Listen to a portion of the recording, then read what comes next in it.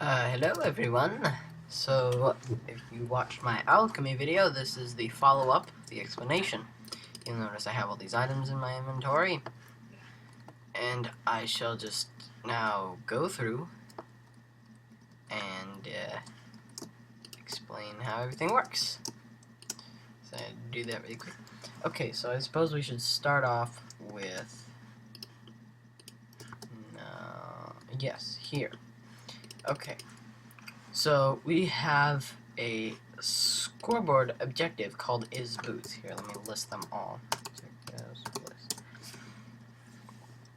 Here, way down here, is robe, is boots, is pants, and is cap. Now I know some of that is in grammar. Basically, what these do is each of leather items. So leather boots have an is boots score of 1 once they're found. Leggings have is pants to 1. Chestplates have his robe to 1, and leather helmets have the cap to 1. And then what we're going to do is we're going to have an execute command from a thrown potion. So any kind of splash potion, when you throw it down, it's going to check for an item in a radius of 2 with an is boots score of at least 1. Same goes for robe, pants, and is cap. And then it's going to give back leather boots with that color and the name wizard boots, and it's going to kill the item, although for some reason it doesn't like to do that. It's also going to give, for the chestplate, it's going to give you wizard robes, same color, it's going to kill the item. Wizard pants for leggings, same color, kill the item. And cap for the helmet, same color, kill the item. And then have that's the fill clock. We have the effects. So here we have an effect. Oh, wait. Wearing. Where is that? Here. Now we have scoreboard wearing cap. Players get their wearing cap score set to 1 if in their helmet slot they have a thing called wizard cap. Same goes for the boots in slot 100, pants in slot 101, and robes in slot 103. Basically what happens is that, and then they get their wearing cap, wearing boots, etc. score set to 0 when it's off. And then we have this, which is a stat dot time since death to check after you have died, so that it recognizes that you're not wearing them anymore and finds you and turns it off. So basically, that was my Hank Green voice. I don't know why I just did that. Basically, it's going to find someone who's wearing that cap with a wearing cap score of 1. It's going to give them night vision. It's going to give boot wearers 2 speed 2, robe wearers 5 resistance, and then there's a test for command. So the leggings don't have their own special effect, but basically once you have all things on, it gives you 16 transmutation circles, which are really just blaze spawn eggs. Rename that. Then we have this over here, which is testing for a blaze named transmutation circle. It's going to set a block right over here to trigger those commands, and then it's going to teleport the blaze 200 blocks below, which is a cleaner method of killing it. So what do these blocks do? Well, they are an execute command from that blaze named transmutation circle. It summons an armor stand, and this armor stand is holding, let's see, it's got a specific, like, the rotation is important here because that's the whole basically aesthetic effect. And then it's holding a blaze rod. It's invisible. Also holding a blaze rod, different rotation. All these are holding a blaze rod except for this one. It's holding a crafting table, and it's got a custom name, circle center. And then it's rotation and everything. Yeah, And then, so basically what happens is this fills this whole 10 block area with redstone blocks, which will then trigger this to fill it back with air so it can be used again. So that's that. Then we have this, which is running from the circle center armor stand. It's going to do a particle enchantment table, is those runes that you saw in the last video. And then we have the recipes, if you will, to drop into the table. So the first one is these 8 bricks. So basically what we're doing is we're executing from the circle center armor stand. We're going to test for an item in a radius of 2 with the ID brick, and it has to be 8 of them. Once it finds 8 of them, it's going to execute from circle center to fill the 2 blocks above it with the brick block. It's going to summon a lightning bolt, kill the items, and teleport you 3 up so that hopefully you have a chance of catching it, because I had to actually add that in after I had these 3 because it was nearly impossible for me to get onto it as soon as it spawned. So yeah, and I helped people, myself out.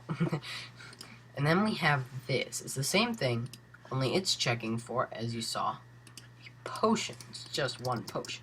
Then we're going to check for an apple, and then after we find the potion and the apple, we give the player regeneration effect, do heart particle, kill the items, and then we have to set a block over there. Although, yes, we set a block over here, which updates it again, and then we have this hopper clock over here, which sets a block back to air. It's just an annoying technicality, but it works. Then we have this one, which checks for, it's the same thing, only it's checking for a diamond hoe, and then it's going to give you a sword and a stick and kill the items. So, oh, and summon a lightning bolt. Of course, lightning is awesome. So those are the 4 main recipes here. Now, oddly enough, with this one, we actually have to put down the apples first, because then what happens is the apples are found, but this command block isn't being updated. So then it finds the potion, which then outputs a signal to this, and if the apples are already there, it finds the apples, and then it outputs the signal, and then resets itself. Now we get to the fun one, the homunculus spawning. This one's a little complicated because it's a lot of items to spawn in, but, you know, it's essentially it's the same thing. So this time we're checking for a skull, then we're going to set their spawn homunculus score, that player's spawn homunculus score, to 1. Or we're going to add. For each item they drop down, for the bone, the 2 pieces of beef, and for the bucket, each one gets their spawn homunculus score +1. Then we're going to test for, or execute from, a player with the spawn homunculus score of at least 1. We're going to set block at that coordinate, a redstone block, and that coordinate happens to be right there, which will then summon a bat, another bat, and another bat. And from those bats, the reason that they're there is because we're going to summon lightning bolts from them, so it's a larger lightning effect. We're also going to kill the armor stands, because this messes up the transmutation circle. And we're also running from the armor stand to kill the items, so that you don't get them back. And then, it's a long one, we're going to summon in, this one's kind of complicated. We're running from the player to run from the nearest circle center within a radius of 6, the armor stand. Then we're going to summon a zombie with all that. It's got a homunculus, its custom name, it's a villager zombie, it can break doors, it's got a nether star on its boot, that, and it's got a skull on its head. Drop chances of everything except there's a 100% chance for it to drop the nether star. Everything else is normal. Then it's got higher health and everything like that. Over here, you might notice this other mass of command blocks. We've got a score, homunculus health. Here it is. We're going to score player set from the homunculus zombie. We're going to set homunculus health to 0 once it reaches 60s, which is its maximum health. But then, what we want is to set it to 1 when it has lower health, so 5s, 10s, 37s.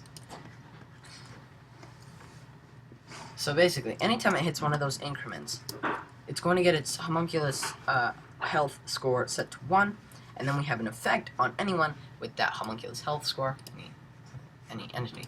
It's going to give them slowness 5 and instant damage. So basically, it heals them. Oh, and there's one for 2. Basically, it heals it up until it reaches 60, because it's almost instantaneous healing. So basically, yeah, it's a little OP, but it's still, that's what makes it a tough boss, but it's not impossible. Like, if you saw in the video, I beat it after it had a whole bunch of armor on it. It had a diamond sword, and I still beat it. So it's not impossible, but it is sort of hard. And then we're going to give... Actually, so what you saw back there was that it had a nether star on it. Basically, what this is it's custom drop. When you're holding this, which is set through this, we've got holding souls. It's set to 1 when in their 9th slot, or 8B, because the first slot is 0. If they're holding another star with the lore the souls used to make the homunculus, it's going to set their holding souls score to 1, and it's going to run an effect of strength 4 on those people, and it's also going to run poison. Now, actually, interesting effect that I discovered was, as you saw in the video, hopefully, it doesn't damage you down to half a heart, which is what I thought it would do. Instead, it has a much more peculiar effect. When you have on poison like that, it doesn't damage you at all, but you can't heal, which I thought, well, that's a nice effect, so I kept it that way. So basically, while you're holding this, while you're holding the soul's nether star, you can't heal, but you are pretty powerful with, strength 4. I mean, that's pretty good. And then there's an inverter, and it's going to set their holding soul score to 0 and give them regeneration in case they took any damage. So yeah, I'm being nice. Yeah, that's pretty much all there is to it. I know that was kind of complicated, but yeah, that's all the alchemy in Minecraft is, so it's not entirely magic. And hope you enjoyed. This is Tasty King 2, hailing to you.